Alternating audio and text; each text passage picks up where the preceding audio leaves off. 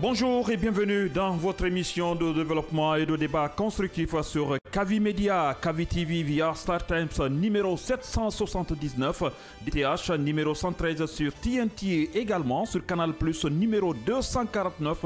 Partout où vous êtes dans le monde, Kavi FM 89.5 sur Facebook, groupe Kavi Media et Kavi TV. Le scanner vous parvient du lundi au vendredi dès qu'il est 9h sur Kavi TV et radio en synchronisation avec la première télé privée de Guinée, la télévision Gangan TV.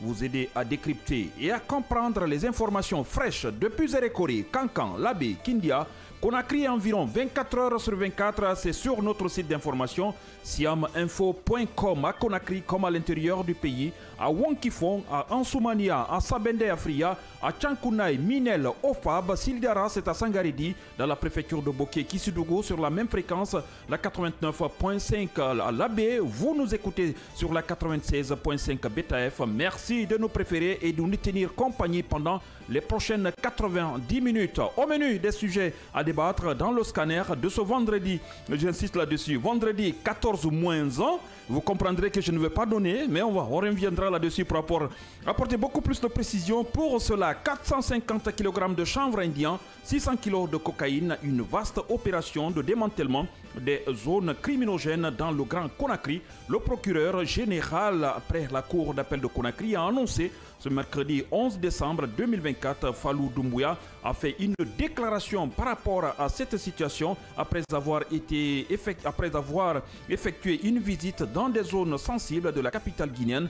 Cependant, il a également indiqué que 540 zones criminogènes, je dis bien 540 zones criminogènes restent à identifier dans les 13 communes de Conakry. Ça va chauffer pour les criminels, vendeurs de drogue et autres complices dans cette lutte. Pour réussir ce grand combat, le procureur général appelle toute la population guinéenne, toute sensibilité confondue, à s'engager absolument dans la lutte contre ce phénomène qui gangrène notre société. Ceux qui ne s'impliquent pas activement dans cette mission, le procureur leur demande de se retirer. Insécurité, imprudence ou négligence de la part du ministère de la Défense, en tout cas des obus enfouis dans la décharge de Dar es Salaam ont explosé mardi 10 et mercredi 11 décembre à Dar es Salaam 2 dans la commune de Bessia, ici à Conakry. La décharge de Dar es Salaam est-elle devenue une poudrière à ciel ouvert? Et tout porte à croire. Des habitants de ce quartier signalent des explosions d'obus qui seraient enfouis dans ce dépotoir d'ordures. Inquiète, les autorités locales interpellent le général Mamadi Doumbouya afin que des dispositions urgentes soient prises pour une opération de déminage complète de la décharge. Le président du conseil de quartier de Dar es Salaam 2, Dr Mohamed Nabi Sissé, est attendu dans cette émission, le scanner pour les éclairages. Une Guinéenne jeune remplie de potentiel, passionnée par l'agriculture, décide d'apporter sa modeste contribution dans ce secteur. Nous vous apporterons beaucoup plus d'informations là-dessus au cours de cette émission. Voilà comment se présentent les grandes lignes de cette émission sur Kavi Media. Mamadou Diallo était là hier. Aujourd'hui, nous bénéficions des mains magiques de Sankon qui va nous tenir compagnie pendant les 90 minutes. Ici, de l'autre côté, à la technique, nous avons Vaba Koivogi qui va nous tenir compagnie également pour vous permettre de nous suivre à la télévision partout en Guinée et ailleurs et sur le bouquet Canal+. Ici, dans le studio, le serviteur de tous les jours, le dernier sujet à aborder avec vous, je le garde précieusement avant de l'ouvrir tout à l'heure pour vous. Mais d'ici là, je dis bonjour à mes collègues dans ce studio. Yaya Diallo, bonjour. Bonjour Mohamed, bonjour à tous. Bah Mohamed, bonjour. Bonjour Mohamed, bonjour à tous. C'est parti d'animation avec vous, mais d'ici là, gardons cette position, le jingle, et on se reprend juste après.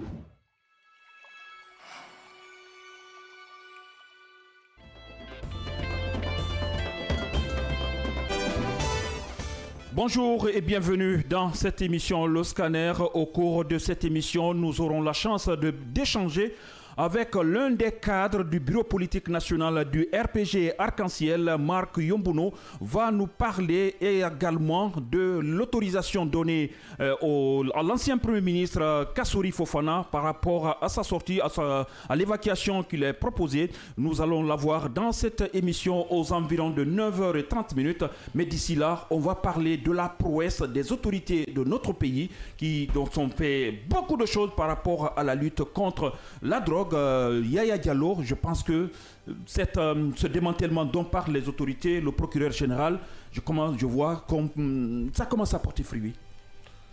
Oui, par endroits, ça commence à porter fruit, mais avec des saisines records. Mais 600 kg de cocaïne, on n'est pas loin d'être une plaque tournante. Et là, on ne parle pas de chanvre indien là. Oui, on parle de cocaïne. On parle de cocaïne là, la poudre blanche. La poudre blanche. Poudre blanche. La coque, comme on le dit. Donc je pense que, à la limite, le mal était profond, très honnêtement. On avait l'habitude d'entendre quand même des saisines de 10 kg, de 8 kg, de 5, de 16. Mais ce record, on n'avait pas atteint tel record officiellement. Alors si tel est le cas, je pense que ça doit interpeller tout le monde.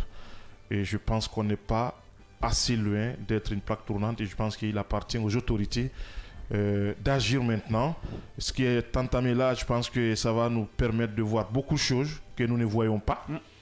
Honnêtement, si la volonté elle est là, et je pense que le procureur Fallou Doumbouya doit pouvoir intégrer cela dans ses actions, faire en sorte que, parce que nous savons que beaucoup sont là, beaucoup font ce genre de business-là, ils sont en complicité avec certains hommes détenus. Nous avons vu ici des attaques multiples qui se sont passées un peu partout à travers le pays, ici à Conakry, où au bout des enquêtes, vous entendrez dire que c'est un malfrat qui serait en connivence avec un homme, Anthony, qui le servirait en fusil et tout ce qui s'ensuit. Donc il y a cette connexion par endroit entre ces malfrats, c'est hors la loi, et certains hommes détenus. Je pense qu'il est temps de couper complètement le cordon et de faire en sorte que la lutte soit effective. Aujourd'hui, c'est le procureur général qui nous a dit qu'ils auraient censé plus de 400 jeunes criminogènes. Incroyable, hein?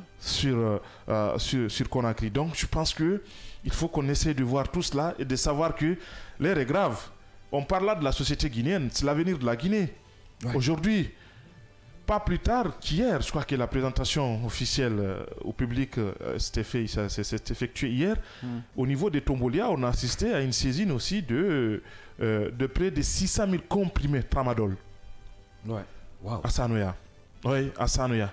Voyez-vous, on parle de 12 ou à 13 valises comme ça avec 3 cartons remplis de tramadol de 250 mg, de 225 mg. Donc voyez-vous, c'est un cocktail aujourd'hui. On parle de couches par-ci, de tramadol par-là, on parle de cocaïne de l'autre côté. Entre-temps, il y a ce qu'on appelle, disons, certaines composantes de ce stupéfiant dont on parle là, qui rend ces stupéfiants encore beaucoup plus durs, à tel point qu'aujourd'hui, nous avons beaucoup, et il suffit juste de constater, beaucoup qui ont fini par perdre complètement leur conscience dedans, et finalement, c'est une dépression mentale qui s'empare d'eux. Ils ne sont plus utilisables, donc utiles pour la société. Ouais. C'est en cela qu'il faut faire en sorte que cela soit complètement éradiqué. C'est pour le bonheur de tout le peuple de Guinée. Surtout, le procureur l'a rappelé ici, ce qui est dommage dans tout ça, c'est que vous retrouverez de mineurs de 14 ans, de 15 ans, qui sont pleinement dedans, qui vivent dans ça. Dites-moi, dans 10 ans, 15 ans, que deviendront-ils ces enfants dont on parle là? Donc je pense qu'il y a là des choses qu'il faut mettre sur table. Et quand on parle de la cocaïne, Mohamed, je pense que là, ce n'est pas destiné à des... à des petits comme drogués. On le dit dans nos expressions, c'est pas destiné aux petits mamadou. Aux petits mamadou aussi, hein, il faut le préciser. Oui, c'est ça. C'est cela. Dédié aux pauvres aussi. Oui, mais c'est ça, c'est ce qu'on veut encore y manger par là. Ce n'est pas de la cocaïne, ce n'est pas destiné, parce que quand on te dit vraiment une cuillerée, je ne sais pas de combien de grammes, c'est combien, ça coûte combien, ça... Vous ne vous permettrez pas de le faire tous les jours. Les consommateurs peuvent peut-être nous apporter beaucoup plus de précision, mais malheureusement, ils ne peuvent pas. Nous n'en avons pas dans ce studio. Non, je voulais voir un dialogue, mais bon, ça va. Pour le moment, je me réserve de pouvoir le dire à l'antenne. Heureusement. Ce n'est pas à la portée de tout le monde, ça il faut le dire. Et Yaya, il faut dire aussi, le procureur général ne sait pas, il a insisté là-dessus en disant que les dangers guettent la Guinée, qui pense que la Guinée est devenue un terrain, un champ libre où des lobbies tournent autour de la Guinée pour en faire une plaque tournante vraiment du trafic de drogue dans la sous-région, voire même une plaque tournante pour l'Afrique. Cette saisine en est une illustration. Il a tout à fait raison. La question que nous nous posons, nous citoyens, qu'est fait l'État face à cela? C'est là où nous attendons l'État.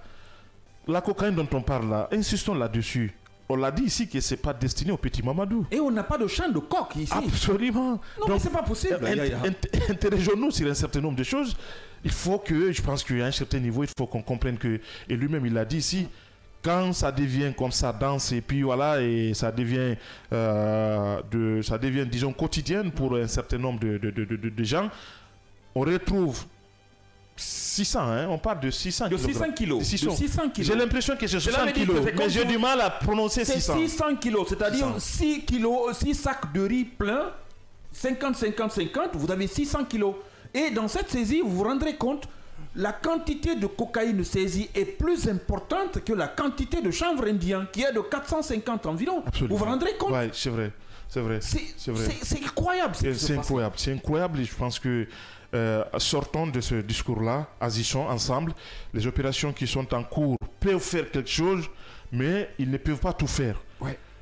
La lutte contre ce trafic de cocaïne dont on parle là, c'est une lutte asymétrique. C'est pas conventionnel comme on le fait, on vient et puis voilà, on dit à tout le monde de libérer les lieux, finalement on casse tout, on arrête, on fait la décantation, ceux qui sont concernés sont maintenus, ceux qui ne sont pas concernés sont libérés. Non, ça demande, ça exige un certain nombre de choses, notamment les renseignements, les informations, la technologie. Aujourd'hui on en a besoin, vous connaissez très bien l'Amérique latine, où c'est quand même l'épicentre mondial. Mais ça c'est clair. J'apporte une précision par rapport au prix. On dit par exemple, c'était une information qui date de 17 juin 2024, 1 kilo de cocaïne vaut 5 200 € au Brésil et a acheté près de 30 000 € par les dealers en France. Incroyable. 5 200 € au Brésil, 30 000 € par les dealers en France. Vous vous rendez compte? Donc si on évalue les 600 kilos multipliés par ce que nous avons là compris, c'est incroyable. C'est incroyable. Et sans parler de la destruction que cela peut provoquer au niveau de la jeunesse guinéenne. Parce que le problème pour nous, c'est à ce niveau. Les consommateurs, consommer, oui, mais quelles sont les conséquences en consommant de la cocaïne ou de la drogue tout court? La drogue, je crois que les drogues, elles sont multiformes. Hein. Oui. Il y en a assez, il y a des comprimés. Mettez couche dedans, de toute façon. Non, couche. Couche, vous savez, couche. Le problème de couche, c'est couche, quand vous en abusez, automatiquement, c'est la mort, quoi. Couche ne tolère pas. Couche, touche ne tue pas, puis tu fais comme les autres. Couche, c'est automatique. Voilà, nous avons constaté durant cette année, près de 50 jeunes ont perdu la vie dans ça. Je pense que faisons notre examen de conscience en tant que Guinéens. Il faut qu'on s'en rende compte qu'il y a des choses que nous devons bannir dans notre pays ici, à tous les niveaux, notamment cette dépravation de nos valeurs très poussée à tous les niveaux. Il faut que tout le monde s'implique. Et j'ai salué ce discours du procureur qui me semble être bien soigné, où toutes les parties concernées sont touchées dedans. Ça oui. Ouais, tout le monde est douce. Ça oui. Même les charges, les religieux, puisque les religieux peuvent faire quelque chose, ce sont des leaders religieux qui peuvent, à travers les sermons, dans les mosquées, ils peuvent faire quelque chose. Les parents de ces enfants, les différentes familles peuvent faire quelque chose. Mais attention, l'éducation et le basique. Il y a une précision qu'il faut apporter. Le procureur va plus loin en disant qu'il ne suffit plus de condamner des enfants mineurs, mais cette fois-ci, il y a une décision qui ne sait pas qu'ils vont commencer à exécuter. Cette décision, c'est quoi? Si un mineur tombe dans les filets, son tuteur, que ce soit père, mère ou oncle ou autre, sous sa responsabilité, pourrait être vraiment dans les liens, pourrait se retrouver vraiment dans les liens aussi dans ce processus de la lutte contre la drogue ou de la criminalité. D'où la responsabilité pénale de parents. Puisque quand vous n'avez pas l'âge requis, ça veut dire que vous êtes mineur. Quand vous êtes mineur, ça veut dire qu'il y a une responsabilité parentale derrière. Et je suis entièrement d'accord sur cette question aujourd'hui. Dans plusieurs jeunes aujourd'hui, nous connaissons dans plusieurs quartiers, les parents ne jouent plus le rôle. Ils mettent au monde des dangers de la société. Des enfants qui deviennent de plus en plus un problème sociétal. Parce que tout simplement, à la base, ils n'ont rien reçu de leurs parents. L'éducation, nous savons très bien, c'est le trésor. C'est le plus souhaité qu'on peut léguer à ses enfants ou à sa progéniture. Quand vos enfants sont très bien éduqués, ça veut dire que leur avenir sont... la société commence dans la famille d'abord. La cellule familiale, c'est la base de la société. Tout à fait, c'est la base de la société. Oui. Et il y a un certain nombre de choses, c'est aux parents d'inculquer ça, à leurs enfants. Malheureusement, ce n'est pas le cas aujourd'hui. Vous verrez qu'un enfant, à partir de 8 ans déjà, il est déviant, il fait ce qu'il veut, il ne va pas à l'école. Et puis finalement, 13 ans, 14 ans après, c'est un délinquant dans la nature comme ça parce qu'il consomme tout. Voilà. Donc, les parents sont là et ils sont au courant, ce qui fait mal. Ils sont au courant. Je pense que cette décision du procureur général doit être appliquée maintenant et de manière urgente. Je l'avais dit il y a longtemps, on l'avait dit ici, il y a longtemps ici, il y a des choses ici. Il faut qu'on essaie d'aller au-delà. Beaucoup de choses se passent ici quand vous voyez ces enfants-là. Mais c'est des enfants qui sont mineurs. Donc, qui ne sont pas responsables devant la loi à un certain niveau. Leurs parents sont là, il faut les interpeller, et il faut les mettre devant les responsabilités. Et pourquoi pas les punir à la hauteur de la forfaiture de leurs enfants. Parce qu'ils n'ont pas été responsables à un certain niveau d'assumer tout ce qu'il y a à la responsabilité parentale vis-à-vis de leurs enfants. D'accord. Merci Yaya Bar. Je pense que vu tout ce qui s'est passé avec ces différents démantèlements, nous on pensait juste que c'était pour embellir la ville de Conakry, nous débarrasser de ces taudis, de ces favelas, un peu partout dans les différents quartiers, en tout cas dans la commune de Matam et dans certaines communes de Matoto ou de Ratoma. Mais c'est au-delà de ça, des saisines extraordinaires. La quantité de cocaïne prise est plus importante que la quantité de chanvre indien. Apparemment, la Guinée devient de plus en plus une plaque tournante vraiment de la vente de différentes drogues. Ça veut dire tout simplement que si le parquet, s'il veut, il peut. Ça veut dire tout simplement s'il y a la volonté.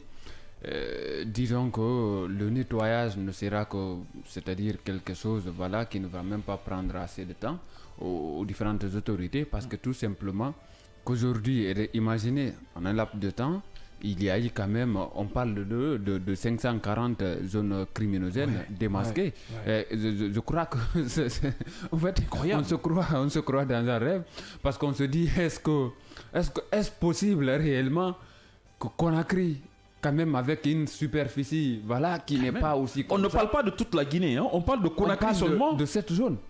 Vous comprenez? Donc si on divise ce 540, la superficie de la ville de Conakry, on se retrouvera presque à chaque kilomètre, on a des zones criminogènes partout. Ça veut dire tout simplement qu'à chaque kilomètre, on a au moins 6 à 7 ou 10 zones criminogènes. Oui. Parce qu'on parle de 540 zones criminogènes. Ça veut dire tout simplement que nous arrivons à dormir, c'est comme si c'était de la tombola, parce que l'insécurité... Se réveiller, c'est de la chance si on se réveille en bonne santé. Oui. C'est de la chance parce que l'insécurité, elle est galopante, elle est renforcée, elle vit avec nous.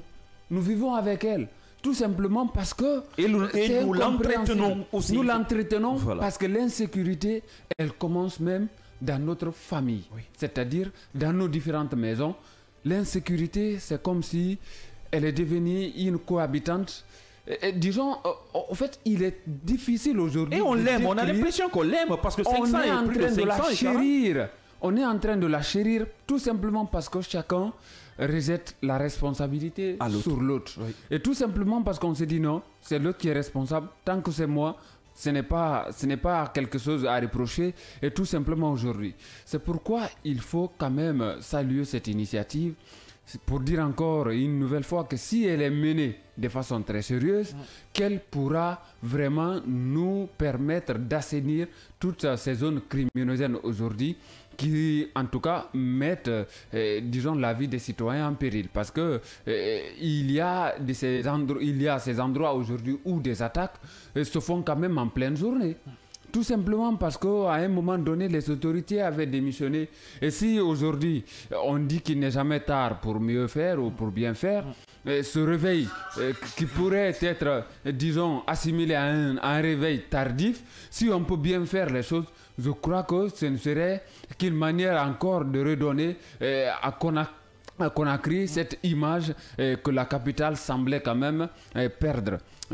On parle de cette saisie, disons, d'une quantité. Non mais, qu'est-ce que tu si fais? vous regardez, On parle de la drogue là. je sais qu'on parle de la drogue, on ne parle pas de comprimés de paracétamol ou bien de Cidrex ou je ne sais encore quoi. On parle du grand-père de Tramadol là. Évidemment. C'est ça. D'abord de Tramadol, on parle de 548 900 kg. C'est inimaginable. Inimaginable. C'est-à-dire la journée d'hier quand même a été une journée, c'est-à-dire je ne dis pas une journée droguée, mais une journée de drogue. Parce qu'à Kindia, on parle de l'incinération de plus d'une tonne de chanvre indien. Et à Conakry, ici à Tombolia, et de l'autre côté, on parle de la saisie de 600 kg de cocaïne. Oui. Par rapport à la cocaïne, d'habitude, c'est quand même, disons, à l'aéroport, souvent, oui, on saisit la cocaïne soit en entrant ou en sortant. Et cette fois-ci, c'est de démontrer jusqu'où le luxe entourait cette drogue. C'est par vol, pas par... Maintenant, on les retrouve dans les débarcadères. Évidemment, c'est ça. Donc, ça veut dire tout simplement, c'est que là, c'est là le risque s'installe. C'est là, l'interrogation devrait vraiment surgir. Ouais. S'interroger sur aujourd'hui le positionnement de notre capitale par rapport qui commence à devenir quand même une plaque tournante, parce qu'avant, si la drogue, cette cocaïne, cette drogue entrait par l'aéroport, aujourd'hui, c'est que c'est comme si, c'est-à-dire les frontières maritimes, il y a un véritable problème à ce niveau-là. Parce que si, on en a parlé, le cas Boussoura en est une illustration parfaite. Boussoura, à chaque fois, quand on parlait de tramadol et autres, toutes, disons, ces drogues-là qui venaient, selon les déclarations des autorités de la Sierra Leone, transitaient par là. Parce que même quand on parlait sur le côté environnemental de la coupe et le transport illicite du bois, ça transitait aussi de ce côté-là. Donc ça veut dire tout simplement... Je vais être un peu méchant, je me demande, le port de Boussoura, vous savez très bien que ce n'est pas un port de pêche. Évidemment. Il n'y a pas de, quand on parle de port de Boussoura, allez là-bas, ce n'est pas du poisson. Le poisson à Conakry, c'est autre, c'est ailleurs. Dans la commune de Matam, c'est vraiment Bonfi. Boussoura, c'est vraiment, c'est autre chose. C'est comme si c'est un port déconcentré de la Sierra Leone qu'on est là. Pourquoi, à ce rythme-là, on ne fermerait pas le port de Boussoura? Pourquoi ne pas fermer le port de Boussoura? Même si on ne ferme pas, mais je crois... En attendant de voir clair. Je crois aujourd'hui que les autorités, durant toutes ces années, est quand même passé. On a compris combien de fois que ce port-là, si on peut l'appeler comme ça, parce que moi je me dis même que ce n'est pas un port, si on peut l'appeler comme ça, a été quand même, disons, le champion des ports en termes quand même de transit par rapport à toutes ces différentes drogues-là. Vous prenez aujourd'hui, c'est pourquoi d'aucuns parlent aujourd'hui quand on rapatrie... Coco Bota ou Coco Cola. On parle de Coco Cola, de Coco Samba, pardon, de Coco Samba, on parle de Tramadol, on parle d'autres substances. De couches. Tout ça, c'est là-bas. Vous allez comprendre. Parce que les méfaits, ouais. Pour Coco Samba, peut-être c'est compréhensible. Les gens disent que c'est, disons, une sorte d'aphrodisiaque. Et de l'autre côté... Mais utilisé autrement, Utilisé autrement, on parle de Tramadol. Renforcer des capacités. Voilà, ça ne va pas sortir de la bouche. De l'autre côté, vous allez comprendre qu'il y a Tramadol. Un Tramadol aujourd'hui, c'est vrai que d'aucuns disent que c'est utilisé, c'est-à-dire en médecine, parfois je ne sais pas quoi. C'est détourné de ça. Évidemment, voilà, pour permettre aux uns et aux autres d'avoir assez d'arguments pour importer cela chez nous. Et de l'autre côté, vous avez couche. Couche, quand même, une drogue aujourd'hui. Non, c'est que ce n'est même pas. Elle est devenue une drogue elle est tellement létale que si vous allez voir combien de fois j'y suis allé, je suis en train. Seulement vous devenez l'intéressé, le consommateur devient zombie dans la circulation. Je suis en train de mener une enquête dessus aujourd'hui. Vous allez trouver un quartier que je vais taire le nom pour l'air, où si vous venez, les enfants, en tout cas les jeunes. De quelle commune? De la commune de Matam. D'accord. De la commune de Matam. Oui. Pour la commune, je vais être précis. Oui. Pour le quartier, je vais taire pour le moment jusqu'à la fin de cette enquête, disons express. Vous allez voir, vous venez dans certaines, disons, dans ces différents quartiers-là, 1, 2 ou 3, des quartiers, disons, soudés, collés. Il y a des jeunes qui n'ont pas où dormir. Qu'est-ce qu'ils font? Le soir, à partir de 22h ou 21h, ils prennent ces jeunes-là, la drogue dénommée couche, pour leur permettre d'oublier où ils dorment. Carrément. C'est que vous prenez la drogue, vous restez là assis comme ça, concentré. C'est comme si vous avez en face des zombies. C'est que c'est vous pour vous leur permettre de passer la nuit. C'est-à-dire sans ressentir ces pics, je ne sais pas, ces piqûres de moustiques et autres. La fraîcheur. Évidemment, la fraîcheur. Vous les trouvez comme ça, concentrés. Mohamed, si vous voulez, demain, je vais vous conduire jusque là-bas. Vous allez découvrir. Par vous-même, vous allez voir combien de fois qu'il y a ces méfaits-là. Et à ces endroits-là, il y a eu, je crois, 3 cas de mort concernant, dû à cette drogue couche. Les autorités sont venues à un moment donné, ils ont, disons, ravagé, parce que quand même il y a eu un sursaut à ce niveau-là. Des personnes, certaines personnes avaient été prises et, disons, arrêtées et conduites, je ne sais où aujourd'hui, quel est leur sort, mais cela continue dans ces différents quartiers-là. Aujourd'hui, les autorités de la gendarmerie de Éco-3 de Matam, si ces autorités, si elles m'entendent, elles vont comprendre et connaître réellement de quel quartier je suis en train de parler aujourd'hui. Et je crois que si rien n'est fait, encore davantage, on va enregistrer des victimes dans ce sens-là, parce que ces jeunes-là, aujourd'hui, vous allez voir que c'est juste une manière pour eux de passer le temps, parce que ce sont des jeunes. Souvent, le matin, ils quittent là, et descendent du côté de Boussoura. De l'autre côté, vous allez voir que ce sont ces jeunes qui aujourd'hui pataugent quand même dans la vente de ces différentes drogues-là et qui sont venus, malgré les sensibilisations, les nombreux efforts des autorités, continuent à consommer cette drogue parce que malgré tout ce que vous allez dire, ces jeunes, dans leur tête, cette drogue leur permet de dormir bien. Et c'est comme si ils étaient dans un hôtel 5 étoiles. Un hôtel 5 étoiles. Nous félicitons les autorités du pays par rapport à ce grand combat qu'ils sont en train de mener contre le trafic de drogue dans notre pays. Parce que c'est surprenant, incompréhensible que la drogue qui était considérée comme la drogue VIP dans le monde, en Guinée, aujourd'hui se retrouve un peu partout dans le quartier. Nous espérons que ce combat va continuer et que cela va mettre à l'abri tous les enfants du pays pour ne pas qu'on arrive à perdre les bras valides de notre pays à Diallo. Tout juste, j'abonde dans le même sens que toi pour dire que nous ne souhaitons pas que cela soit un feu de paille. Ouais. Ça doit être une lutte pérenne. Il faut faire en sorte que ce mal-là soit éradiqué dans notre pays. On en a besoin aujourd'hui un peu partout. Hier, c'est un citoyen qui a attiré mon attention. Derrière la RTG, il y a un petit état là-bas où personne n'ose y passer. Un petit état. Un petit état, personne n'ose y passer. Tout se passe là-bas aussi. C'est hier qu'un citoyen, suite à l'émission que nous avions animée l'autre fois, concernant le démantèlement de ces jeunes criminogènes, il avait attiré mon attention. Je pense que là, la Baxis n'est pas loin de là-bas. Évidemment. Il faut que les uns et les autres puissent... Oui, la Baxis n'est pas plus loin aussi, il y a une brigade aussi devant, en allant vers Kipé. Ouais. Donc, successivement là-bas, je pense que les gens doivent pouvoir prendre très responsabilité. Et c'est en cela qu'on parle de la police, la gendarmerie, à la limite l'armée.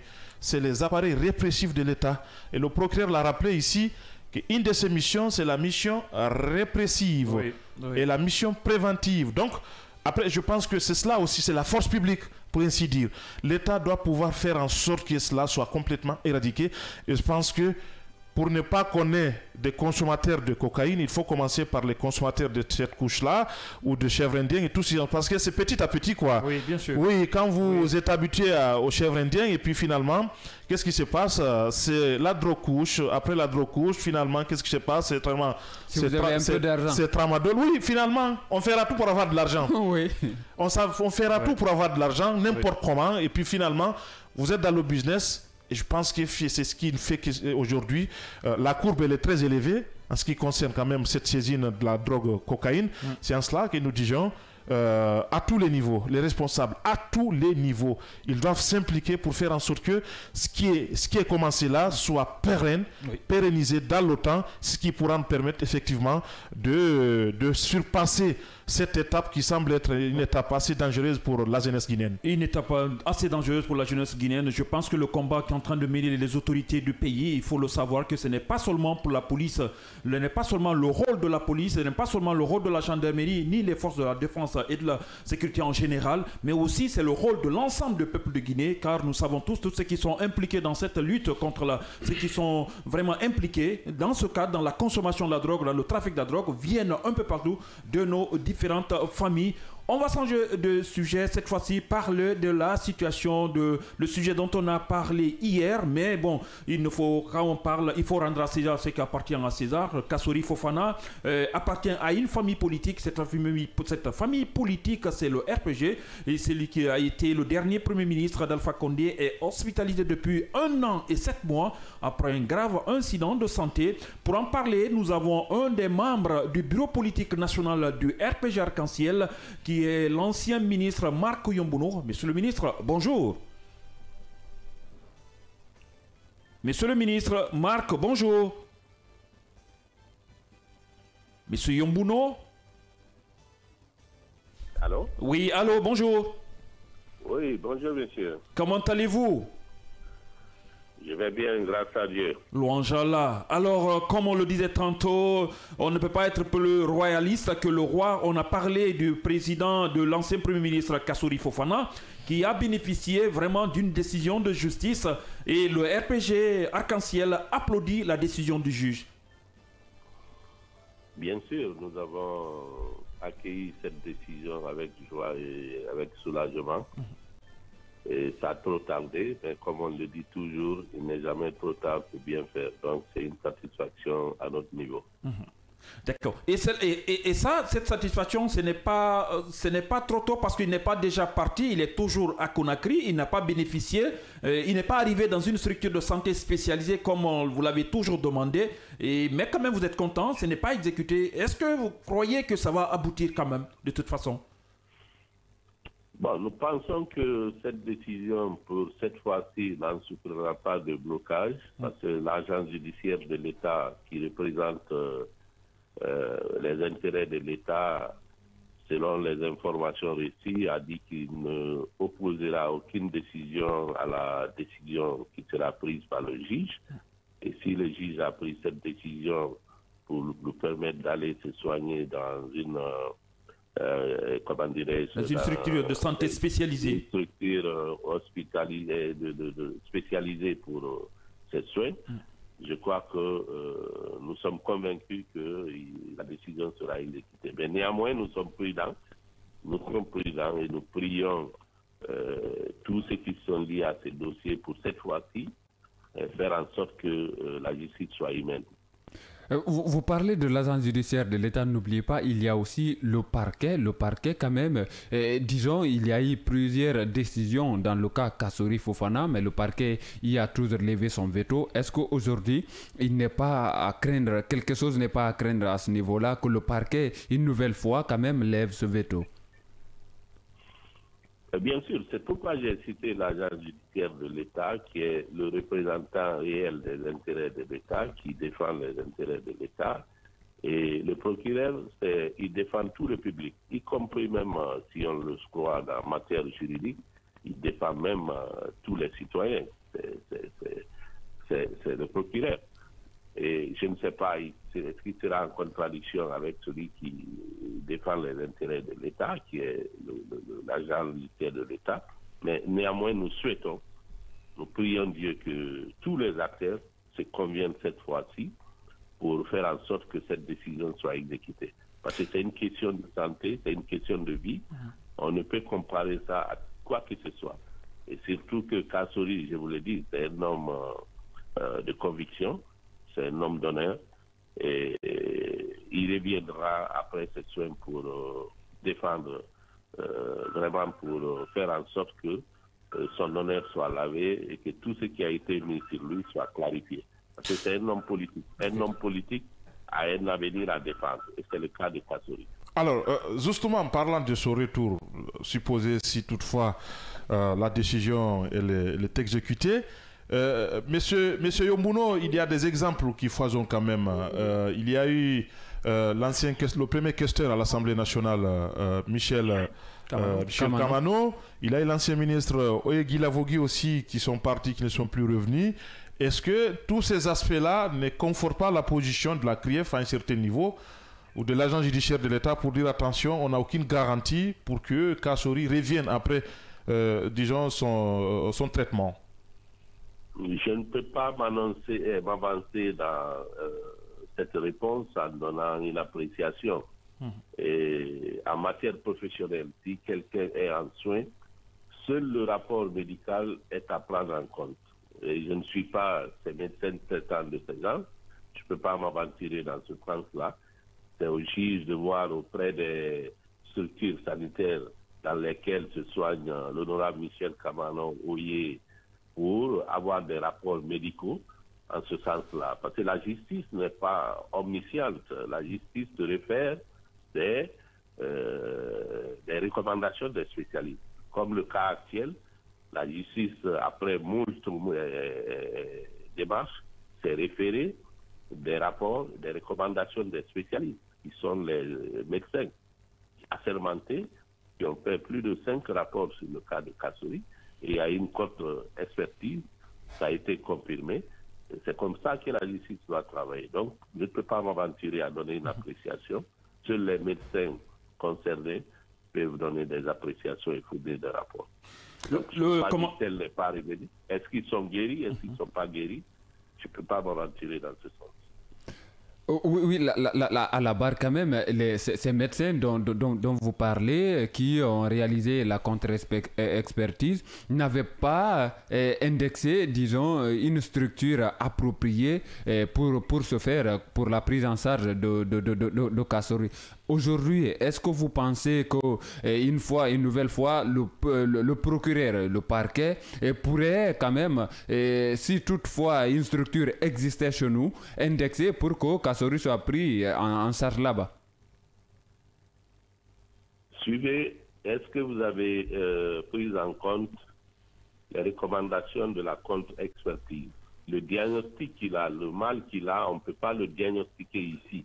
Ça a été très clair. Depuis longtemps, dans la structure dans laquelle il est actuellement, plus de 5 rapports ont confirmé qu'il n'y a pas un dispositif pouvant diagnostiquer son mal pour pouvoir le traiter sérieusement. Ils avaient précisé, ils avaient dit Donka, le plateau technique, c'était pour Donka. Maintenant, pour les autres structures sanitaires, on n'en sait pas, ils n'avaient rien dit. Non, comprenez, soyez informés.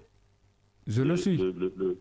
La contre-expertise a été demandée à l'hôpital national d'Onka. Et 3 médecins ont été choisis pour faire cette contre-expertise. Ils n'ont pas dit d'aller se soigner à Donka. Comprenez bien. Et lisez. Lisez ce que les juges ont dit auparavant. Cette contre-expertise a été faite par les médecins de l'hôpital national d'Onka.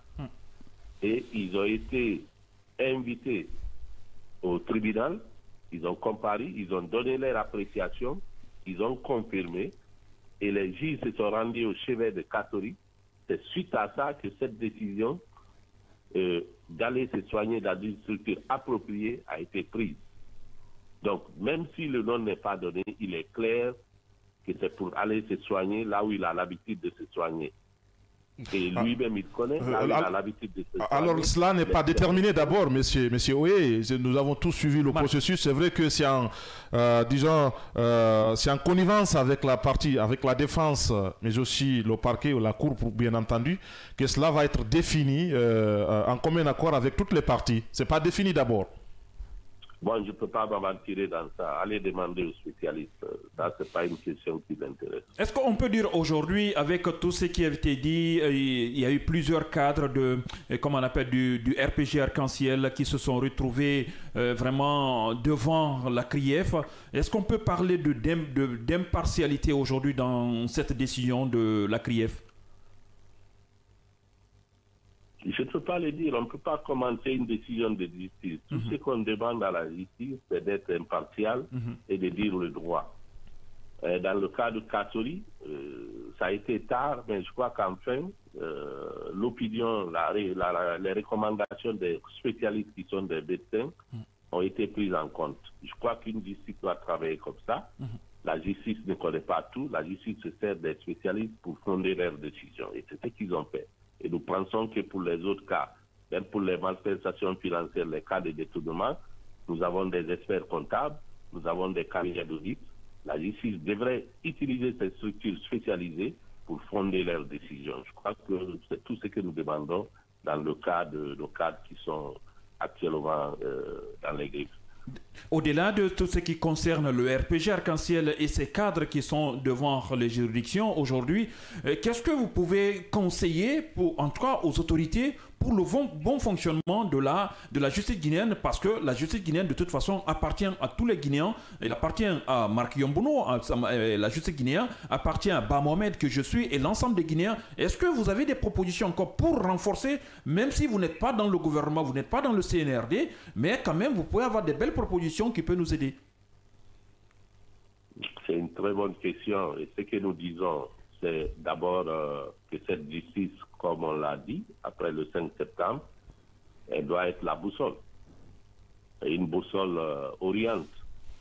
Et quand on vous donne cet important rôle d'orienter la société, de faire en sorte que tout le monde se réfère à vous, c'est à vous de prendre vos responsabilités.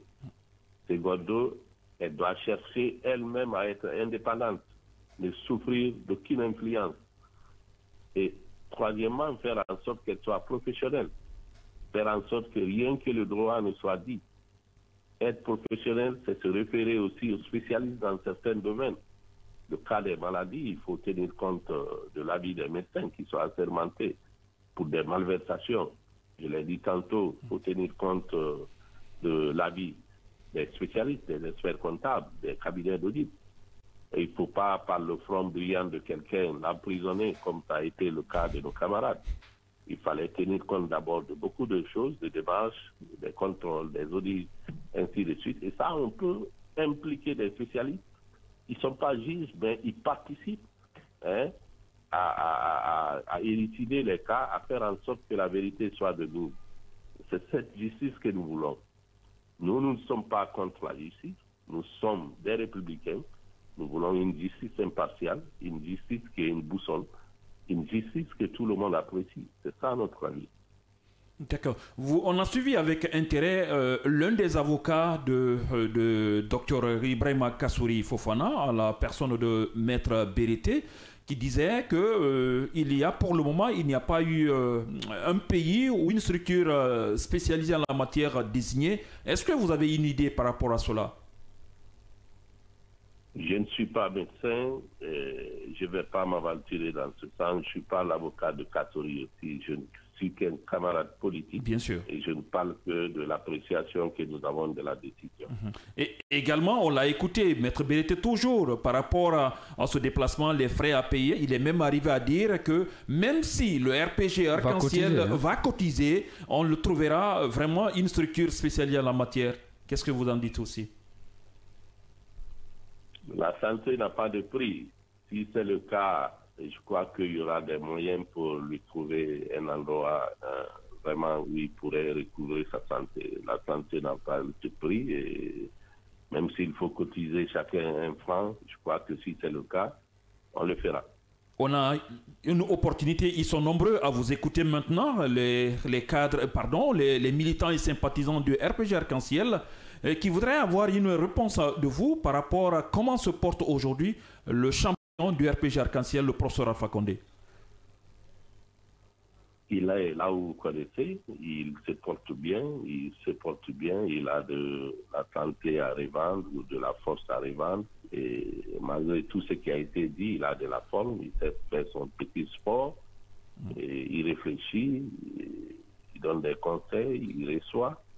Et c'est ça, il vit sa belle vie de président. De quel côté? En Turquie? Vous le savez, il est en Turquie. Alors, monsieur le ministre, vous faisiez l'objet d'une menace, pour ne pas dire de menace, il y a de cela un mois. Dites-nous, est-ce que ces menaces ont cessé? On cessé de pas cesser, je ne veux pas le dire, on a pris des précautions, on a un cabinet d'avocats qui a porté plainte contre X au niveau du procureur et nous avons pris des mesures très appropriées. Et en matière de sécurité, en matière de veille, en matière de contrôle autour de nous, et tout est vraiment contrôlé et nous savons que ce qui a été dit restera comme rumeur, c'est ce que nous souhaitons. Mais des mesures et des précautions ont été prises. D'accord. Monsieur le ministre Marc Yombouno, ça a été un réel plaisir de passer ce petit temps en votre compagnie. C'est à moi de vous remercier et saluer plutôt vos millions d'auditeurs et restons unis. Ce qui est l'essentiel, c'est le bon vivre entre nous. Merci. Merci beaucoup, Marc Yombouno. Je rappelle que vous êtes membre du bureau politique national du RPG Arc-en-Ciel et ancien ministre du Commerce, en tout cas dans le gouvernement du professeur Alpha Condé. Voilà, on a écouté avec intérêt Marc Yombouno du BPN par rapport à cette autorisation de la justice guinéenne pour l'évacuation sanitaire de Dr Ibrahima Kassori Fofana. Oui, sauf que par endroit ou par moment, on mélange quand même des pinceaux. Il faut quand même le dire. Par rapport à la réalisation de la contre-expertise, il y a eu, disons... de toute façon, ça s'est bien passé. Hein. Moi, on a eu du plaisir à l'écouter. Ses interventions ont été précises. Et voilà, on n'essaie pas d'aller... C'est ce que je dis. Il y a juste quand même, il faut apporter des précisions par rapport à cela, parce que lui, peut-être, il l'a écouté. Moi, j'étais dans la salle. On ne discute pas par rapport à cela. Ce qui s'est passé, parfois il y a des points de vue, il y a des décisions de justice et on a deux points de vue. C'est pas parce que toi tu... Non, attends. Il n'est pas dans ce studio. Il n'est pas dans ce studio. Je ne prends pas sa place, mais ce qui reste clair, des points de vue, pas parce que toi tu étais dans la salle que tu peux comprendre beaucoup plus le droit. Nous savons très bien le droit est dans les livres. Nous le savons. Donc ça, la présence dans la salle, l'absence de l'autre ne peut pas dire grand-chose. Donc il faut qu'on essaye d'évoluer par rapport à cela. J'aimerais juste que vous m'écoutez, si vous pouvez le faire. Souffrez un peu. Voilà, c'était concernant, c'est-à-dire ce rapport ou disons ces déclarations des médecins par rapport à la contre-expertise. Parce que ce sont des médecins, c'est vrai, ils sont des médecins assermentés, mais les déclarations, il y avait quand même quelques pans qui restaient quand même ou qui laissaient les gens sur des zones d'ombre. Voilà, il y avait des zones d'ombre. La dernière fois, on en débattait ici par rapport, disons, à une autre structure sanitaire dans ce sens-là qui pourrait prendre ou Kassori en charge ici. Ils n'ont dit ni oui ni non. Tout simplement parce qu'on dit qu'on ne connaît pas. Par rapport à l'absence de plateau technique, on parlait bien sûr de Donka. C'est vrai que Kassori est aujourd'hui alité du côté de la clinique Pasteur. Donc il y a beaucoup de choses qui entrent en jeu. Que Kassori ait cette autorisation aujourd'hui d'aller se faire soigner à l'étranger, je crois que personne ne serait contre cela parce qu'il s'agit d'une question de santé, il s'agit d'une question de vie. Mais je crois quand même qu'il faut aujourd'hui penser que beaucoup de choses pourraient surgir dans ce sens-là. On ne le souhaite pas, peut-être pour lui. S'il arrive à décrocher, c'est-à-dire, je crois que cette autorisation, si je peux me le permettre, cela quand même pourrait être mis à l'actif quand même de ces avocats et qui se sont beaucoup battus dans ce sens-là parce que j'ai écouté des avocats. Payés pour ça, hein? Oui, c'est vrai qu'ils sont payés pour ça. Mais et de la compréhension aussi de la justice. Évidemment, parce que moi je le rappelle toujours, il y a eu plusieurs décisions dans le cas Kassori Fofana, mais des décisions souvent, si vous écoutez ces avocats, des décisions selon eux qui n'ont jamais été prises en compte ou exécutées tout simplement. Donc ça, cela entretient encore un autre risque ou un autre flou sur sur l'avenir de cette décision prise la dernière fois par la CRIEF concernant le transfert, je dis bien, le transfert de prévenir Kassori Fofana dans un centre spécialisé pour une meilleure prise en charge. D'accord. Merci beaucoup. C'est par ton intervention qu'on va clôturer pour le moment le thème concernant le Premier ministre Ibrahima Kassori Fofana. Nous avons reçu dans cette émission au téléphone, bien évidemment, l'intervention d'un des membres du bureau politique national qui n'est autre que Marc Yombuno du RPG Arc-en-Ciel. On va lire quelques messages avant de laisser la plage publicité et revenir sur le dernier sujet, bien sûr, concernant la décharge de Dar es Salaam. Bonjour, la 89.5, le mal qui fait souffrir, c'est l'injustice. 12 mois de joie, 52 semaines de succès et 365 jours de malheur. Pourquoi nous méritons ça? Je vous aime tous. Un respect à mon PM signé Ali Kadhafi depuis Bessia Port 1. Merci beaucoup Ali Kadhafi, nous vous aimons également. Merci de votre fidélité de tous les jours à l'écoute de cette émission. On continue avec d'autres messages. Bonjour Kavi, FM la 89.5, la meilleure des radios. Votre débat du jour me va droit au cœur. Le ministre du département, l'insécurité ne fait que s'agrandir de jour au jour. Signé Ibrahima Souri Iso Kamara qui nous a envoyé ce message. Bonjour l'équipe du scanner, c'est Djibril Souma depuis Koya, Wankifon, Carrefour. Je pense qu'il faut saluer cette prouesse des autorités militaires et judiciaires pour cette saisine de la quantité importante de la drogue et de la cocaïne. Cela prouve à suffisance que ces substances sont beaucoup consommées dans notre pays, surtout par la jeunesse. Il faudrait que les autorités poursuivent cette lutte afin de sauver la jeunesse guinéenne et réduire le banditisme dans notre pays. L'animation, bonjour le scanner, c'est Diallo Saïdou de Nongo. Concernant ce phénomène de la propagation de la délinquance, moi je pointe du doigt sur les autorités qui ont lâché ça depuis longtemps, mais j'espère qu'ils vont réussir à anéantir ça. Et à vous, messieurs l'animateur, je vous assure que vous êtes le meilleur aujourd'hui. L'animation est que les jours précédents, selon moi, l'animation est mieux aujourd'hui qu'aujourd'hui. Ça c'est, merci beaucoup, ça c'est votre opinion là-dessus et on la respecte. Bonjour, on doit déguerpir tous les coins de bandits. Là où il y a des cabarets, il faut casser partout. Je ne dis pas les noms des quartiers, mais c'est dans toutes les communes de Guinée. Surtout certains Léonais qui font ce trafic doivent être rapatriés ou condamnés. Je pense que c'est seulement les malfrats. Il faut faire la différence, pas tous les étrangers, mais ce sont les malfrats, des personnes qui vont se retrouver en conflit avec la loi. Malheureusement, on sera obligé, les autorités guinéennes seront obligées d'appliquer la loi, rien que de la loi. Mais il faut aménager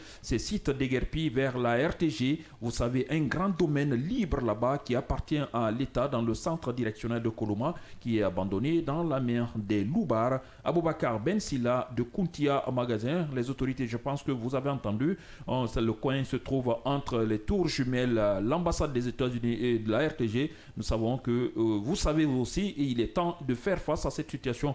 Bonjour Kavi TV, bon vendredi à tous et à toutes les fidèles musulmans. À propos de cette situation de drogue, ce sont les choses qui se passent chaque fois, mais nos responsables sont impeccables de faire la fierté de notre cher pays. Bon, je ne sais pas ce qu'il veut dire par là. Ce sont les mêmes personnes qu'on leur enferme un petit coup de durée. Vous leur voyez en circuler dans le pays, ce sont les personnes, il faut les corriger. Si l'éducation manque dans un foyer, c'est le banditisme qui trouve sa place dans sa famille. Moi, c'est Nyangana Noël Kouloumou depuis Lansanaya Barrage. On poursuit toujours, c'est vrai qu'ils sont nombreux à nous écrire, mais c'est votre droit également. On arrive à lire vos messages, on continue. Bonjour. La CAF se réunit le lundi au Maroc. Essayez de contacter M. Blasco Bari, le secrétaire général de la FEGIFOOT, si la Guinée contre la Tanzanie sera éclairée. Ben voilà, nous attendons tous cette décision. On pense que la plainte portée par les autorités sportives du pays ne s'est pas perdue en cours de route ou ne s'est pas perdue dans un des tiroirs de la CAF. Salam à vous et salam à mes parents de Dalabaditine Djambouria dans Kamada, mon village natal. Comment éradiquer cette lutte? Et pourtant, la plupart de ces lieux criminogènes sont gérés par les FDS, c'est-à-dire les forces de défense et de sécurité. Mamadou Alpha Djambouria Diallo, depuis Koloma, prompt rétablissement à notre chef Abdallah Kamara. On prie Allah de lui redonner sa santé. Amen. Une pensée positive à tous les kidnappés. Omar Silla, Bilo Adias et Marwan Kamara, qu'Allah veille sur vous. Mamadou Alpha Djambouria Diallo depuis Koloma. N'oubliez pas le 15 décembre prochain. Car ça sera mon grand jour et vous êtes tous attendus. Mamadou Alpha Djambouria Diallo depuis Koloma. La peine annoncée pour Kassouri est petite et doivent avoir une lourde. Non, il n'y a pas une peine contre Kassouri. On cherche à lui trouver une évacuation pour retrouver sa santé. Djambouria. Salut les hommes de bonne foi. Je salue la saisine de ces drogues, mais est-ce que ça serait une continuité? Est-ce qu'ils ne sont pas en train de nous faire oublier certaines choses comme le cas de Zérékoré, le cas des enlèvements et à la fin de la transition, Mamadou Sali ou Mamadou Sali. De toute façon, je pense que ce soit par rapport à ces cas ou pas, il revient aux autorités du pays de faire ce travail, vraiment de lutter contre le grand banditisme. Bonjour, le grand journaliste, je profite de l'occasion pour saluer mes parents en ce qui concerne le déguerpissement et l'arrestation des grands bandits, vendeurs de drogue ou je ne sais quoi. Je pense que pour moi, c'est l'autorité qui n'a pas pris sa responsabilité, car ces gens-là sont rentrés dans ce pays. Nous étions tous là, ceux qui doivent veiller sur les personnes qui ne nécessitent pas intéresser. Voilà pourquoi nous sommes retrouvés ici aujourd'hui. Bon, c'est comme ça il a écrit. Je suis d'accord pour dégâts pour les gens, mais il faut aller avec la manière, car on ne peut pas arrêter quelqu'un aujourd'hui et directement l'envoyer chez lui sans papier. Je sais de quoi je parle, car moi-même j'ai été un immigrant, donc je sais comment les procédures doivent marcher. Mais si c'est une manière aussi de débarrasser notre pays de ces malfrats, je pense qu'il n'y a pas de mal à ça. Donzo Sekou, le pneumatique depuis Kaporo, ça vous avez raison, Donzo, de ce côté, vous avez parfaitement raison. Mais bon, l'insécurité, la lutte contre la drogue et le grand banditisme, parfois, il faut avoir des mains très lourdes. Bonjour, chers journalistes avérés, la saisie de cette quantité de coke est importante, mais l'usage après m'inquiète. Votre fidèle auditeur anonyme. Merci fidèle auditeur. Nous espérons qu'on va utiliser à bon escient cette quantité de saisie, cette quantité qui a été saisie par les autorités de 600 kg de cocaïne. Ce n'est pas une petite quantité, vraiment de la drogue. Il est 10 heures passées d'1 minute. Nous avons grignoté quelques secondes au compte de la publicité. Gardez votre position d'écoute. On vous retrouve juste après cette page.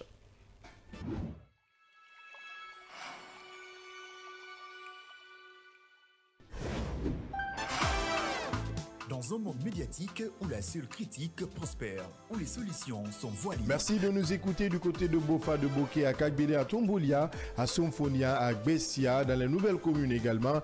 Merci de nous pratiquer si vous êtes à Imbaye, dans les taxis, dans les bonbonnas, dans les magbana, dans les marchés. Merci de préférer Kavi Média, le média du développement. Le scanner, c'est l'émission du débat constructif. Bon Mohamed, on parle encore d'énergie et encore de cette problématique qui perdure, qui persiste et qui insiste. Vous n'avez pas de courant chez vous? C'est toujours le tour. Hein. Ah bon? L'éternel cahier de charge. Vous vivez ça toujours là? C'est-à-dire, il y a des moments où vous passez la nuit jusqu'au petit matin, il n'y a pas d'électricité? Essayez de donner un peu le nom du quartier, qu'on veut savoir si c'est Conakry ou bien c'est Conde de Breka. Non, c'est Conakry. Eh bien, voilà. Vous avez dit une chose très importante en disant qu'il pleut, mais il n'y a pas d'électricité. Donc, la question que l'on devait se poser, est-ce que Kaleta est une arnaque? Est-ce que Swapit est une arnaque? Donc, moi, je pense que ce n'est pas des projets qui sont importants, mais c'est qui doit suivre ces projets. Effectivement, qu'à l'État soit petit, on ne peut plus compter sur ces barrages-là. Il faut trouver des alternatives. Avec le scanner, sans les coups de tonnerre, mais avec persévérance, l'actualité se plie au débat interactif.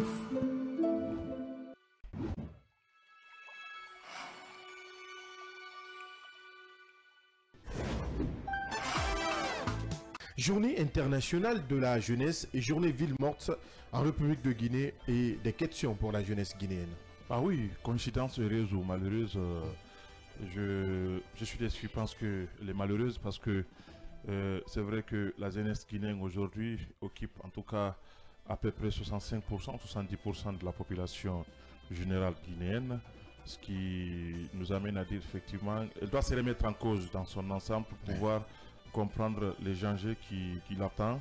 La jeunesse et le numérique pour le développement durable. Donc c'était vraiment important qu'à l'occasion de cette journée, que toute la jeunesse guinéenne aussi se mobilise, se retrouve sur des espaces, que cela soit des espaces numériques ou des espaces physiques, pour animer des conférences, pour tenir des sessions de formation, de renforcement de capacité, ou encore pour faire des panels, des échanges, permettant vraiment de mettre un focus sur la jeunesse guinéenne.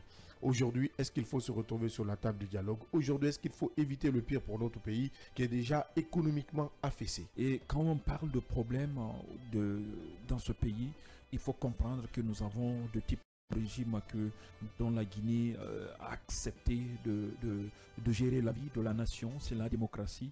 Et quand on parle de la démocratie, nous savons très bien il y a des tiroirs qui se trouvent dans cette thématique de démocratie. Et des éléments, des outils, des matériels qui caractérisent ce qu'on appelle la démocratie. Et quand on parle de démocratie, forcément, il y a ceux qui sont pour, ceux qui sont contre. Cela ne veut pas dire que ce sont des ennemis.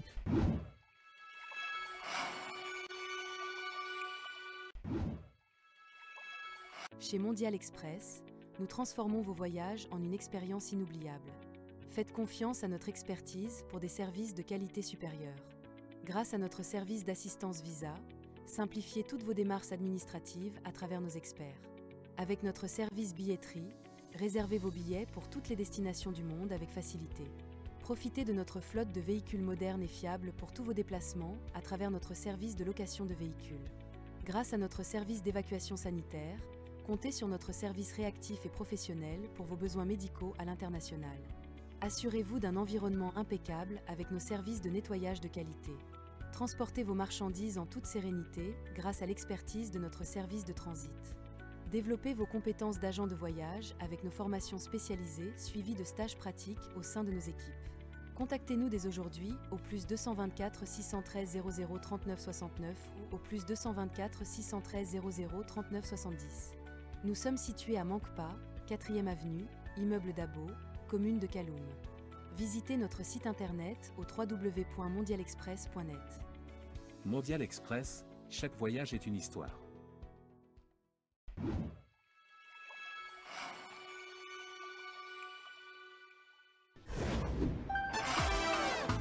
Journée internationale de la jeunesse et journée ville morte en République de Guinée et des questions pour...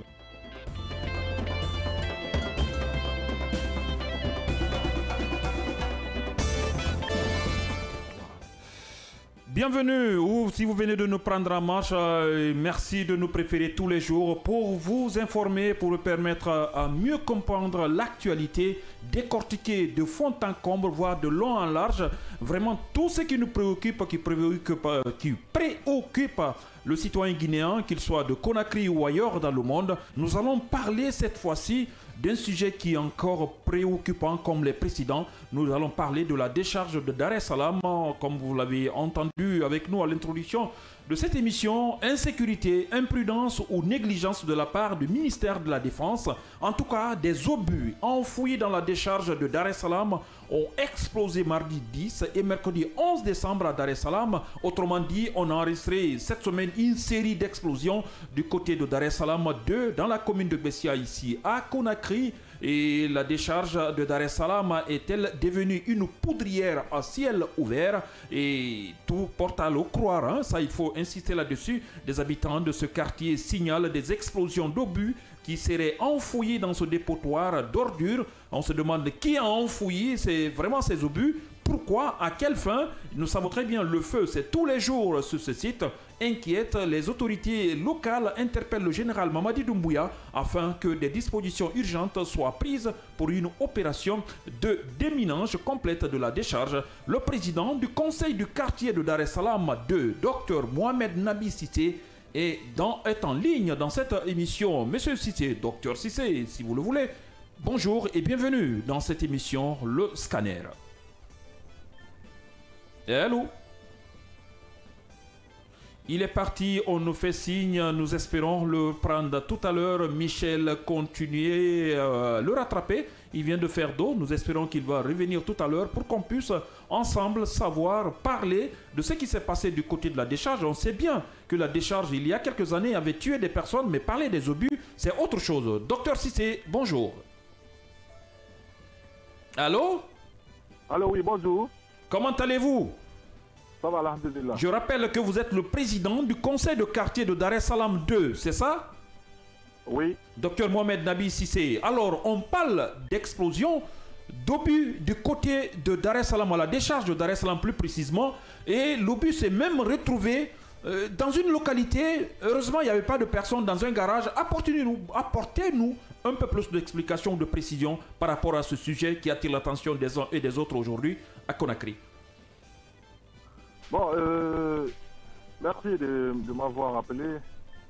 Bon, c'est le mardi qu'il y a eu cet incident. C'était le mardi à partir de 17h. Donc, ça a quitté à la décharge. C'est rentré dans la maison d'un vieux, le garage d'un vieillard. Oui. Donc, nous, on nous a informés. Nous aussi, on a informé les autorités sécuritaires, en l'occurrence la gendarmerie de proximité qui est aux côtés des rails. Ils ont remonté les informations vers la hiérarchie et la PSIC était venue. Ils ont appelé les démineurs. Ils sont venus vraiment nous débarrasser de ce tobi. Oui. Voilà, c'est comme ça que ça s'est passé, mais il n'y a pas eu de perte à vie humaine, ni de dégâts très élevés. Oui. C'est juste qu'il a franchi le mur d'un garage auto, qui est rentré, bon, s'est positionné dedans. D'accord. Voilà ce qui s'est passé. Mais comment pouvez-vous expliquer vraiment l'obus qui était quelque part dans la nature, enfoui dans les ordures, vraiment de Dar es Salaam 2, se retrouve, se déplace et arrive à se loger quelque part dans une maison, vraiment, ou une maison fréquentée, un garage? Comment expliquer ce déplacement? Nous ne sommes pas...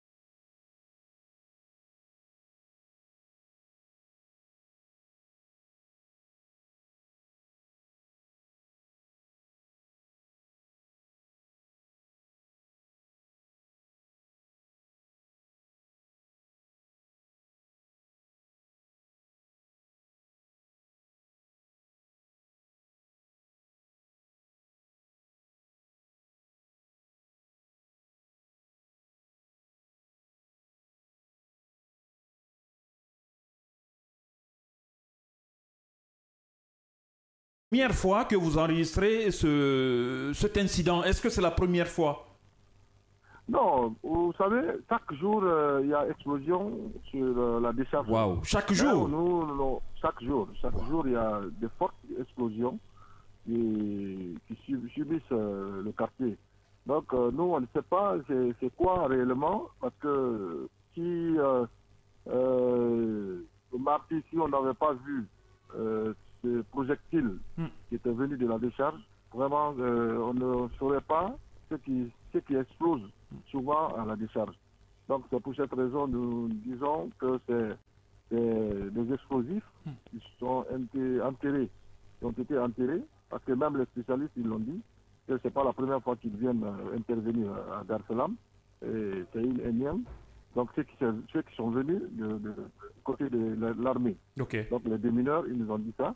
Donc nous, c'est juste de dire à la population d'être vigilant parce que c'est une situation que nous, personnellement, on ne peut pas contrôler. Incroyable. Donc même ceux-là qui envoient les ordures, les camionneurs et les machines qui travaillent là-bas, ils rencontrent souvent ces difficultés d'explosion qui les ralentissent aussi dans leurs activités. Et on ne vous a jamais dit qui a enfoui ces obus là-bas? On ne peut pas le savoir. Non, nous ne sommes pas au courant d'où ça vient. Oui. C'est ça que je vous ai dit. Nous, on ne sait pas d'où ça vient, qui a enterré, on ne sait pas l'origine. Mais ce qui reste clair, nous avons attiré l'attention des autorités pour qu'ils puissent voir cette situation, pour ne pas que ça pose des dégâts collatéraux qui peuvent vraiment provoquer la panique dans le quartier. Voilà. Oui, Yaya? Non, c'est bon. D'accord. Mais par rapport à cela, maintenant que vous avez les autorités sont venues, et au moment où on parle, je suis sûr qu'il y a d'autres qui continuent, il y a des activités qui continuent sur le terrain. Le risque est énorme, monsieur le président du Conseil de sécurité et Conseil de Dar es Salaam. Oui, vous savez, la décharge, il y a des personnes qui sont là, qui travaillent et qui cherchent leur quotidien sur la décharge. Donc, nous, notre rôle, c'est de les sensibiliser à ne pas tellement approfondir et fouiller à la décharge pour ne pas créer des dégâts que nous allons regretter. Donc, nous, on sensibilise la population de ne pas aller sur cette décharge. Mais, vous savez, le Guinéen, vraiment, c'est très difficile de le faire comprendre, parce que nous, quand on monte là-bas pour les sensibiliser, ils disent c'est pas vous qui nous donnez à manger. Oui. Est-ce que vous comprenez? Oui. Donc cette situation, vraiment, nous cherchons à gérer, mais c'est très difficile, parce que nous sommes une autorité qui est pacifique. Oui. Nous ne venons pas envers les citoyens par la violence. Non. On cherche à les sensibiliser, à les moraliser pour qu'ils laissent cette décharge à la charge de ceux qui sont à la charge, de ceux qui sont en charge de sa gestion. Les déchets. Voilà, de la gestion. Mais quand vous venez, vous leur dire, vraiment, on ne veut pas que vous venez ici. Ah, c'est ici qui nous donne à manger. Oui. Vous ne pouvez pas nous dire que nous, on ne vient pas ici. Alors, donc, face à un risque, monsieur Traoré ou Cissé, monsieur Cissé, face à un tel risque, puisque vous parlez des explosions quand même répétitives et ça ne date pas d'aujourd'hui, alors en tant que première autorité de Dar es Salaam, que faites-vous oui. Que faites-vous pour pouvoir quand même prévenir, procéder à la prévention, et comment ça se passe avec les forces de défense et de sécurité qui sont proches de vous pour pouvoir quand même essayer de ceinturer la partie concernée? Bon, c'est ça que j'essaie d'expliquer, que nous ne sommes pas la gendarmerie ni la police. Nous sommes une autorité qui locale, sensibilise et qui moralise les citoyens. Donc, avec les entreprises qui gèrent de gestion de ordures. Voilà, comme Anasté, Albarak et Péchiné, nous sommes Oui, il est parti. On espère l'avoir avant la fin de cette émission parce qu'il y avait une question importante qui vous taraudait la tête. Vraiment, on a suivi l'intervention du président du conseil de quartier de Dar es Salaam 2, Dr Mohamed Nabi Cissé. Vraiment, que c'est tous les jours. L'explosion, c'est tous les jours. Ça dépendra maintenant de l'ampleur et demain, après-demain, on touche le bois, on ne souhaite pas le malheur. Est-ce que le plus lourd pourrait arriver? On ne souhaite pas, mais cela veut dire, vraiment, c'est incroyable. Moi, je suis parti sur ce site, je ne pouvais pas m'attendre à cela. Je me suis promené à prendre des images, c'était un dimanche, mais incroyable. Si je savais que c'était comme ça, je n'allais jamais m'aventurer. Là, c'est compliqué, il est de retour. Alors, monsieur Cissé, oui, allez-y. Allô, docteur Cissé, oui. Oui, avec ces autorités qui gèrent, oui. Les entreprises qui gèrent, nous avons fait une rencontre pour qu'on puisse prendre des dispositions, pour ne pas que ça soit trop tard, que chacun de nous, de son côté, regrette cette situation. Donc, nous avons mis en place un comité dans le quartier qui va veiller sur la décharge, c'est-à-dire l'infiltration ou la pénétration des intrus, parce que nous on les appelle les intrus, parce qu'ils ne font pas partie de la gestion de cette décharge. Donc les intrus là, nous cherchons à mettre un comité de jeunes qui vont veiller sur la décharge. Sur l'accès à la décharge. Sur l'accès à la décharge. Oui. Donc nous sommes en train de faire ça. On est en train de recruter des jeunes dans le quartier qui peuvent vraiment volontairement faire ce travail.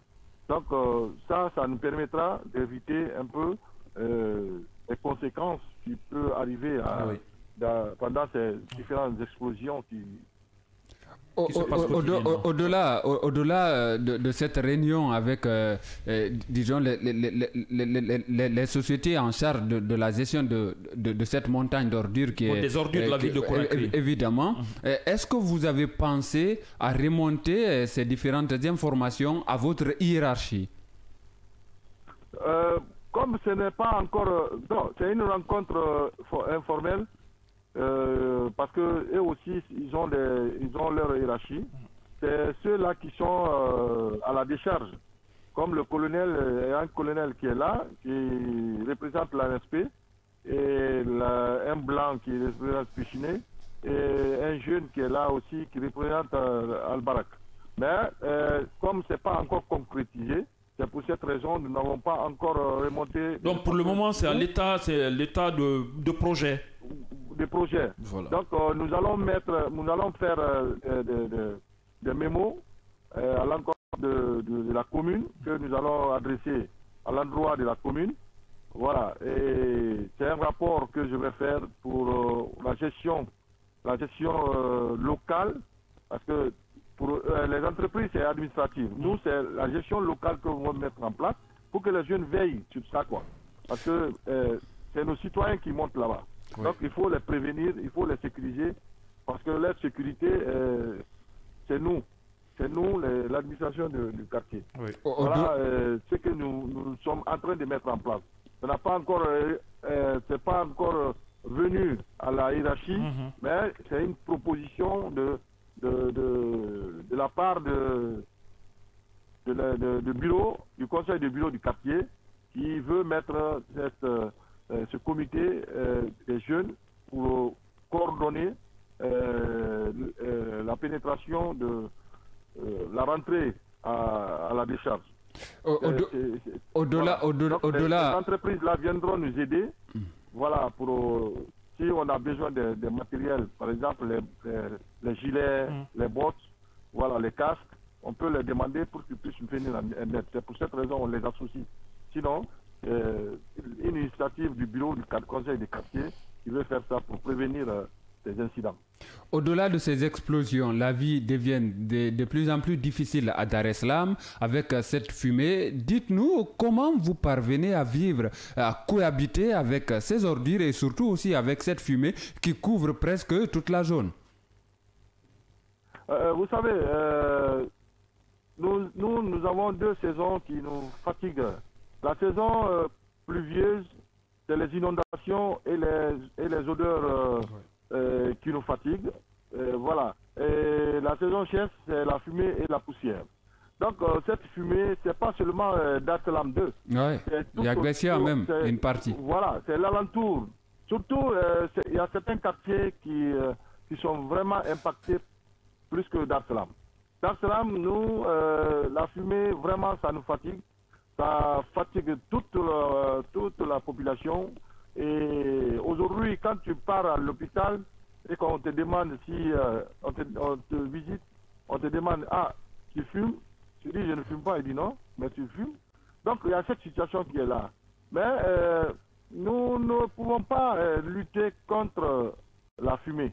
Parce que la fumée, c'est le vent qui le propage. Alors, donc, nous, on ne peut pas, voilà, on ne peut pas lutter contre ça. Alors, en attendant, Monsieur le Président, il y avait quand même un site qui a été identifié du côté de Kouria, pouvant permettre le transfert de la décharge de Dar Salam.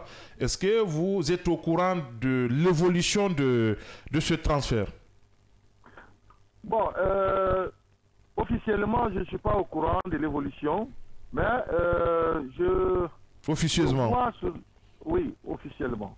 Donc, je vois des délégations qui viennent souvent à la décharge, mais qui ne rentrent pas en contact avec les autorités du quartier. Mais ils viennent souvent sur la décharge avec un accompagnement avec les cadres de l'ANSP. Ils sillonnent la décharge, mais sans savoir les conséquences que les citoyens puissent avoir à cette décharge. Donc, ils ne peuvent pas venir sans que nous ne soyons pas associés, pour qu'on les explique les problèmes et les problèmes que nous rencontrons. Et comment nous aussi on peut les aider sur l'évolution ou le planning ou même le projet de déguerpissement de la décharge à partir de Kouria. Donc vous n'êtes pas associé, vous n'êtes pas associé en tant que première autorité de Dar Salam 1. En tant que première autorité, je ne suis pas encore associé par rapport à cette situation. Mais je demanderai à l'autorité, surtout au président de la République, parce qu'il a vraiment la bonne foi, vraiment d'aider les Guinéens et d'aider surtout les communautés à la base. C'est nous, les populations à la lambda, c'est-à-dire les quartiers, à vraiment développer ces quartiers. Donc, pour développer ces quartiers, nous, Dar Salam, nous demanderons solennellement au président de la République, humblement, de nous aider vraiment que cette décharge soit transférée vers le site qu'on a choisi. Vraiment, ça nous permettra vraiment de vivre dans la bonne santé et en sécurité. Et vraiment, nous serions vraiment, nous pourrions vraiment aussi accompagner les activités qui vont vraiment débuter, je pense bien que bientôt. Parce que j'aurais appris que le Premier ministre, quand il est venu, il a dit que vraiment, il prend le problème à bras de corps. Que le président de la République, il tient vraiment à débarrasser ces ordures de Dar Salam et il tient à la santé de la population de Conakry.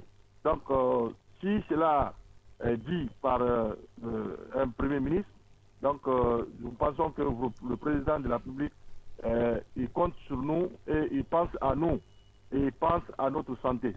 C'est cet appel que je peux lancer pour que les autorités d'aujourd'hui, si ils arrivent à nous enlever ça, vraiment, nous serions vraiment satisfaits et on n'aura pas besoin de campagne pour ça. Donc, c'est tout le peuple de Guinée, le peuple de Conakry, les citoyens de Dar Salam, vraiment qui seront aux côtés du CNRD. Ça, vraiment, je suis persuadé et je suis confiant que cela pourra se faire, Inch'Allah. D'accord. Inch'Allah. Vraiment, merci beaucoup, monsieur le président du conseil de quartier de Dar es Salam 2, Dr Mohamed Nabi Cissé. Merci de vraiment le temps que vous nous avez accordé pour nous apporter beaucoup plus de précision concernant vraiment ces différentes explosions qui se passent à longueur de journée du côté de Dar es Salam 2. Merci. Merci et portez-vous bien. Voilà, on a suivi avec intérêt vraiment l'explication de représentants du peuple dans cette partie de Conakry. C'est effrayant, c'est inquiétant. On se demande à quoi pourrait-on s'attendre. Oui, au pire, si rien n'est fait, il faut oser on touche le bois. Évidemment, parce que vous le savez, le cas en Guinée, tant qu'il n'y a pas, souvent c'est cela, on nous a habitués, tant qu'il n'y a pas de dégâts, on ne vient pas, disons, ces explosions-là, moi je sais que ce n'est pas une nouveauté, ça se fait en longueur de journée, je n'habite pas assez loin de Vous êtes voisin? Évidemment, je ne suis pas loin de cette... Est-ce qu'on peut faire le diagnostic, tu fumes? Non, mais je ne fume pas, mais tu fumes ce qu'il a dit tout à l'heure, j'ai été témoin parce qu'il y a un gars tu fumes à ton insu, quoi. Tu fumes à ton insu. Qui m'a confié cette anecdote, qui m'a confié cette anecdote, qu'il était parti avec sa maman, il était malade, et on l'a consulté, et le docteur a dit, mais il va falloir que vous arrêtez vraiment de fumer. Sa maman a dit quoi? Il fume. Que la maman n'a qu'à arrêter de fumer? Non, pas l'enfant. L'enfant qui était accompagné par sa maman, il était malade. Il dit, bah, moi je ne fume pas. Il dit, mais vous fumez selon les résultats. Ouais. Voilà, vous fumez. Donc ça veut dire que, disons, 50 ou 70 citoyens sur 100 à Dar es Salaam, si vous les consultez médicalement, et vous allez voir que les résultats vont leur donner pour fumeurs, tout simplement parce que la fumée qui couvre là, il y a des écoles, c'est-à-dire il y a des écoles tout près de la décharge où les enfants carrément, tout le monde tousse. Vous allez voir des enfants aujourd'hui qui partent à l'école avec des bavettes et ces explosions-là, vous allez voir encore des Guinéens, des citoyens qui vont jusqu'au sommet. À la recherche des fers, je ne sais pas comment on les appelle. Moi j'ai été au sommet, c'était pas, je ne sais pas si... Jusqu'au sommet, des gens qui marchent sur, c'est-à-dire des braises, si on peut le dire comme ça, parce que tout le temps, il y a la fumée là, il y a le feu, il y a vraiment, disons, cette montagne d'ordures ressemble aujourd'hui à une poudrière. Je crois que c'est à l'État de prendre toutes ses responsabilités pour éviter réellement d'éventuels dégâts, comme on l'a connu en 2017. En 2017, avec l'autre explosion Yaya Diallo? Oui, bon, en fait, je pense que tout est dit.